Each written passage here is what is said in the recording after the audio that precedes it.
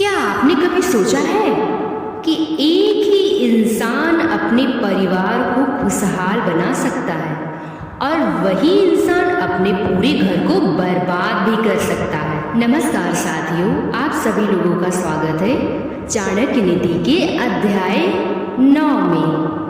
दोस्तों, क्या आपने कभी सोचा है कि एक ही इंसान अपने परिवार को खुशहाल बना सकता है और वही इंसान अपने पूरे घर को बर्बाद भी कर सकता है।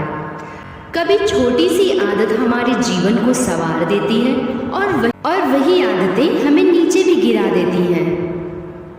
चाणक्य नीति का अध्याय 9 इसी गहरे रहस्य को खोलता है। तो आइए जानते हैं चाणक्य की दृष्टि से जीवन के ये अनमोल सत्य। एकेन सुवर्ण कड़ी कायादपि एकेन सुवर्ण कड़ी कायादपि रत्नं भूषणं भवति अपि च कुलं पूषामेकः सुतः स्वीकृतः करोति। अर्थात जैसे एक छोटा सा सोने का कड़ भी आभूषण को शोभा देता है, वैसे ही एक गुणवान संतान पूरे परिवार को गौरवान्वित कर देता है। ध्यान से सुने, रुकिए, कहीं जाइए मत। ये अध्याय 9 है चाणक्य नीति की, आप लोगों के लिए, आपकी जिंदगी के लिए काफी ज्यादा प्रभावित कर सकता है। तो ध्यान से सुने। चाणक्य का संदेश है कि संख्या नहीं, गुण ही महत्वपूर्ण है। भले ही परिवार में एक ही बच्चा हो, लेकिन अगर वह विद्वान, गुणी और संस्कारी है तो पूरा वंश रोशन हो सकता है।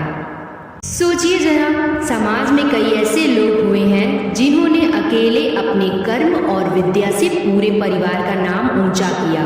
जैसे स्वामी विवेकानंद, अकेले उनके गुरु ने पूरे भारत को विश्व में सम्मान दिलाया। आइए बढ़ते हैं चाणक्य नीति के अध्याय 9 के दूसरे श्लोक की तरफ। ध्यान से सुनिए आप लोग। संतानहीन कुलं शुभं मूर्ख सुतं तदपि एकः सुरो भवति यत्र तद्गृहं दिव्यं भवति। अर्थात संतानहीन कुल को निर्जीव कहा गया है, और अगर संतान है भी तो लेकिन वह मूर्ख और कुसंस्कारी है तो वह भी कुल के लिए बोझ है। लेकिन अगर परिवार में एक भी सूरवीर, गुणवान और धर्मप्रिय संतान हो तो वह घर स्वर्ग समान हो जाता है। जैसे कि आज भी हम देखते हैं, एक बच्चे की मेहनत और उपलब्धि पूरे परिवार को गर्व से भर देती है। सही बात है। वही यदि संतान रास्ता अगर भटक जाता है तो माता पिता को सिर उठाना मुश्किल हो जाता है, जो कि बहुत ही शर्मनाक बात है। और आज के ज़माने में ये सारी चीज़ें हो ही रही है, अपने परिवार में ही देख लीजिए। चलिए बढ़ते हैं अगले श्लोक की तरफ। तीसरा श्लोक। नास्ति विद्या समं तेजो, नास्ति विद्या समं तेजो, नास्ति तृप्ति समं सुखम, नास्ति दान समं मित्रम, नास्ति दान समं मित्रम, नास्ति धर्म सम बंधु। अर्थात विद्या से बड़ा कोई तेज नहीं, संतोष से बड़ा कोई सुख नहीं, दान से बड़ा कोई मित्र नहीं और धर्म से बड़ा कोई संबंध नहीं।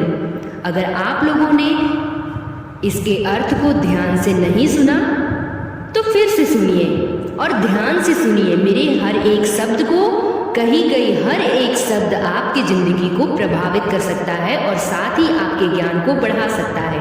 ये वीडियो ही नहीं, मेरे शब्दों को सुनिए। शब्दों में जान होती है, ना कि वीडियो में। ध्यान से सुनिए। विद्या से बड़ा कोई तेज नहीं, संतोष से बड़ा कोई सुख नहीं, दान से बड़ा कोई मित्र नहीं और धर्म से बड़ा कोई संबंधी नहीं। चाणक्य हमें जीवन की 4 बड़ी सच्चाइयां याद दिलाते हैं। क्या बोला मैंने? चाणक्य हमें जीवन की 4 बड़ी सच्चाइयां याद दिलाते हैं। नंबर पहला, विद्या ही असली शक्ति है। विद्या ही असली शक्ति है। नंबर दूसरा, असली सुख भौतिक वस्तुओं में नहीं बल्कि संतोष में है। दानशील व्यक्ति कभी अकेला नहीं होता, लोग स्वयं उसके मित्र बन जाते हैं। ध्यान से सुनिए, दानशील दानी होना गलत बात नहीं है, लेकिन सारी चीजें संतुलन में रहनी चाहिए। तो दानशील व्यक्ति कभी भी अकेला नहीं होता है, लोग स्वयं उसके मित्र बन जाते हैं अपने आप। तो ये अपने चरित्र में आप लोग लेके आइए, इससे आपकी जिंदगी बहुत ही प्रभावित होगी। धर्म ही इंसान का सच्चा साथी होता है, धर्म ही इंसान का सच्चा साथी होता है, जो जन्म जन्मांतर तक साथ रहता है, जो जन्म जन्मांतर तक साथ रहता है। जैसे कि आज के समय में लोग धन के पीछे भागते हैं, बात तो सही है, आज का जो जमाना है वो धन से ही है। धन हमारे जीवन का आधार है और धन से ही हमारा घर भी चलता है। तो आज के समय में लोग धन के पीछे भागते हैं, लेकिन जिसने संतोष पा लिया वही सब सुखी है। संतोष पा लिया, संतोष शब्द एक बहुत बड़ा है। एक इंसान को अगर 10 रुपए मिल जाते हैं तो वो 10 रुपए में संतुष्ट नहीं होता है, उसे और लालच होता है कि मुझे 10 की जगह 50 मिले या 100 मिले, तब जाके उसका संतोष पूरा होता है, तब उसे संतोष होता है, जो इसे संतोषजनक कहा जाता है। लेकिन संतोष हमारी मन की इच्छाएं कभी पूरी नहीं होती, हम कभी संतुष्ट नहीं होते, इसलिए हमें थोड़ी ही चीज़ों में अपने आप को संतोष कर लेना चाहिए। संतोष पाना अपने जिंदगी में सबसे बड़ा जरूरी है, वही सबसे सुखी का है। जैसे साधारण किसान जो मेहनत करता है और रोटी खाकर चैन की नींद सो जाए, जैसे साधारण किसान जो मेहनत करता है और रोटी खा के चैन की नींद सोता है, वो करोड़पति से भी ज़्यादा सुखी होता है। हाँ, क्योंकि उन्होंने अपने ऊपर संतोष पा लिया, अपने मन पर संतोष पा लिया।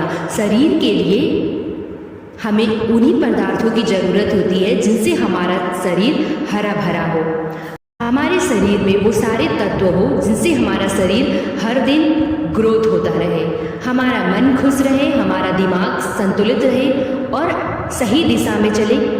वही मेरे लिए सबसे ज़्यादा ज़रूरी है, वही हमारे शरीर के लिए सबसे ज़्यादा ज़रूरी है। इसीलिए किसान एक ही रोटी खा के, रोटी हमारे शरीर को ऊर्जा प्रदान करती है और सही संतुलित ऊर्जा प्रदान करती है, ना कि हम पिज्ज़ा, बर्गर, मैगी, चाउमीन ये सब खाकर हम अपने सेटिस्फैक्शन लेवल को सेटिस्फाइड करते हैं, हम संतोष करते हैं अपने आप को, जो कि सही बात नहीं है। हमें थोड़ी ही चीज़ों में अपने आप को संतोष कर लेना चाहिए और आज के ज़माने में ये गुण किसी के अंदर नहीं है। तो चाणक्य जी यही बात सिखा रहे हैं आज के समय, कि आज के समय में लोग धन के पीछे भागते हैं, लेकिन जिसने संतोष पा लिया वही सबसे सुखी है। जैसे साधारण किसान जो मेहनत करता है और रोटी खाकर चैन की नींद सोता है, वो करोड़ों से भी ज़्यादा सुखी होता है।